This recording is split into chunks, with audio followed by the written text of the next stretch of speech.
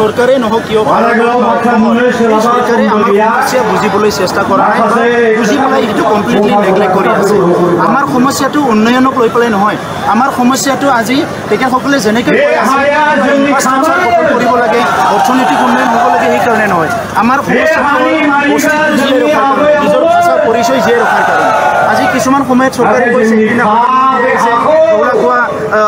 মানে কৰিছে ভাষণ দিছে তাত এনেকুৱা এটা ইম্প্ৰেশ্যন হৈছে কিন্তু এনেকুৱা দলং আৰু 10খন বনাব পাৰে আৰু 20খন দলং দিব পাৰে ব্ৰহ্মপুত্ৰত 20খন দলং দিয়া মানে অসমীয়া ভাষা সংস্কৃতি জীয়াই নাথাকে যদি অসম চৰকাৰে অসমীয়া ভাষা সংস্কৃতি জীয়াই ৰাখিব নিবিচাৰে অসমীয়াৰ অস্তিত্ব জীয়াই ৰাখিব নিবিচাৰে তেনেহ'লে আৰু 10খন দলং দিলেও ব্ৰহ্মপুত্ৰত অসমীয়া জাতি জীয়াই নাথাকিব গতিকে চৰকাৰে কৰিব লাগিব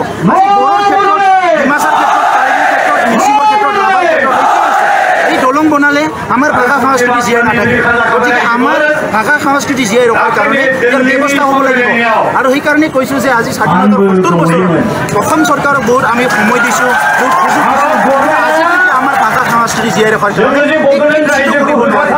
ইভেন আজি ক'ব লাগিব বড়ো মিডিয়ামত আজিলৈকে অইন মিডিয়ামৰ মাষ্টাৰ এপইণ্টমেণ্ট দিয়ে কিয় দিয়ে চৰকাৰে নাজানেনে বাৰু এইখিনি কথাটো ইমান অসমত মন্ত্ৰী হৈ আছে এজন কিবা বিহাৰীটো মন্ত্ৰী হোৱা নাই পাঞ্জাৱীটো মন্ত্ৰী হোৱা নাই অসমীয়া এজনে মন্ত্ৰী হৈ পেলাই যোনে অসমৰ তেজ পান অসমৰ হাৱা পানী খাই পেলাই ডাঙৰ হৈছে অসমৰ তেজ সেই অইন মিডিয়ামৰ বড়ো মিডিয়াম ধ্বংস হ'ব লাগে বড়ো ভাষাটো আজি যদি অফিচিয়েল লেংগুৱেজ হয় অসমৰ কাৰ কি লছ হ'ব কোনো জাতিকটো আমি মানে গলত ধৰি পেলাই যিনি ধৰি পেলাই নকওঁ নহয় বড়ো পঢ়িব লাগে বুলি বড়োহে পঢ়িব বড়ো ভাষাটো বড়োহে ক'ব কিন্তু জীয়াই ৰখাৰ কাৰণে এতিয়া বহুত নামাকৰণ কৰিলে গুৱাহাটীত কিন্তু এজনৰ বড়ো বীৰৰ নামত এজনৰ বড়ো শ্বহীদৰ নামত ৰাস্তা এটাও নামাকৰণ নকৰিলে তাৰ মানে কি আমি অসমৰ অংগ নহয় এইটো স্পষ্ট কৰি দিছে চৰকাৰে আমি কোৱা নাই তেখেতসকলে নিজে কৰি আছে গতিকে ভাৰত সংবিধানে বিভিন্ন জাতি জনগোষ্ঠী ভাষা ধৰ্ম লোকবিলাকক জীয়াই থকাৰ কাৰণে সুবিধা দিছে আমি এইটো বিচাৰিছোঁ কিন্তু কিছুমান আজি ইণ্টেলেকচুৱেলে গুৱাহাটীত বহি লিখি আছে আমাৰ লগত 30-70 গেম খেলিব বিচাৰিছে এই ক্ৰিকেট গেম যে 2020 আমাক কৈছে বড়োসকল 30% বোলে হ'ব নালাগে আজি এটা জনগোষ্ঠীক মানে কাউণ্ট নকৰি কিয় বেলেগক চবতে একেলগে লৈছে আৰু বড়োক অকলে কৰিছে তেনেহ'লে চবকে অকলে কৰি চাওকচোন ইয়াত কেইজন মহন্ত আছে কেইজন গোস্বামী আছে কেইজন বড়ো আছে কেইজন ৰাভা আছে চবকে অকলে তেতিয়া ওলাই যাব দুধকা দুধ পানী কা পানী হ'ব বড়োক অকলে কৰি বাকী এক কৰিছে কিয় এনেকুৱা কৰিলে নহ'ব নহয় আজি তেনেকুৱাই যদি হয় মই স্পষ্ট কৈছোঁ যে ভাৰতৰ সংবিধানত কি লিখিছে নেশ্যনেল এনিমেল কি টাইগাৰ নেশ্যনেল এনিমেল টাইগাৰ হয় না টাইগাৰ যদি হয় টাইগাৰৰ সংখ্যা কিমান আছে ভাৰতত টাইগাৰতকৈ ইন্দুৰৰ সংখ্যা বেছি আছে নেশ্যনেল এনিমেল নকৰে কিয় ভাৰতত আজি ময়ূৰটো ৰাষ্ট্ৰীয় পক্ষী কৰিছে ময়ূৰ কিমান আছে ময়ূৰতকৈ শালকি বেছি আছে ময়ূৰতকৈ কাৱা বেছি আছে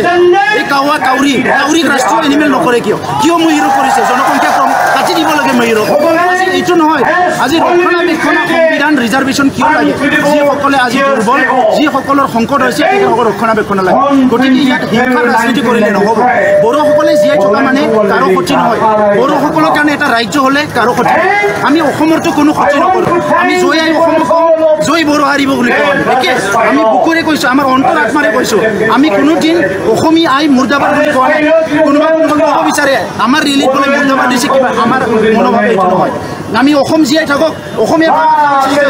জীয়াই থাকক কিন্তু আজিলৈকে আজি গোপীনাথ বৰদলৈৰ পৰা লৈ পেলাই বৰ্তমানৰ মুখ্যমন্ত্ৰীলৈকে তেখেতসকলৰ মনোভাৱ আমি সলনি হোৱা দেখা নাই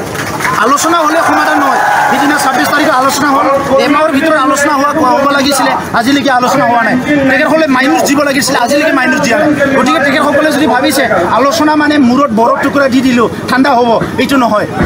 আমি তিলকে মৰি আছোঁ অইনৰ যিটো উন্নয়ন আজি আপোনালোকে নিজৰ উন্নয়ন কৰি আছে আমাৰ উন্নয়নটো স্তব্ধ কৰি ৰাখিছে আমি তিলকে মৰি আছোঁ গতিকে আমি শুব নোৱাৰোঁ আমি খাব নোৱাৰোঁ আমি জীয়াই থাকিব নোৱাৰোঁ যেতিয়ালৈকে আমাৰ সাংবিধানিক অধিকাৰ নাপায় তেতিয়ালৈকে আন্দোলন চলি থাকিব আমি আলোচনাটো ৱেলকাম কৰিছোঁ আলোচনাটো পলিটিকেল লেভেলত হৈছে এইটো কণ্টিনিউ হ'ব লাগে আলোচনাটোৱে সমাধানৰ মাধ্যম কিন্তু আলোচনাটো তেখেতসকলে এইটো এটা নাটক কৰিলে নহ'ব আলোচনা সমাধানৰ সূত্ৰ ওলাব লাগিব আজি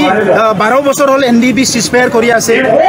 আজি মানে আলোচনা কৰিব লাগে চৰকাৰে মাতিছে সমাধানৰ কাৰণে একো সূত্ৰ ওলোৱা নাই আজি কাশ্মীৰৰ ক্ষেত্ৰতো এইটো হৈছে কোনোবা ৰাজনীতি দল আহিছে বেলেগ কথা কৈছে কোনোবাই আহিছে বেলেগ কথা কৈছে হৈছে কিন্তু কাশ্মীৰ জ্বলি আছে উত্তৰ পূৰ্বাঞ্চলতো একে আজি নগা সমস্যা আলপা সমস্যা বড়ো সমস্যা এই সমস্যাবিলাক সমাধান নকৰি অকল ৰাস্তা দলং বনাই থাকিলে নহ'ব ৰাস্তা দলং দায়িত্ব আৰু কৰ্তব্য সেইটো লৈ পেলাই একো ঢল বজাব লগা নাই কিন্তু আচল কথাটো হ'ল মানুহ কিমান শান্তিত আছে কিমান শান্তি সম্প্ৰীতিৰে থাকিব পাৰিছে কিমান আত্মসন্মান লৈ থাকিব পাৰিছে কিমান মানে নিজৰ আত্মগৌৰৱ লৈ থাকিব পাৰিছে এই কথাটোৱে আচল আৰু সেইটো নহ'ব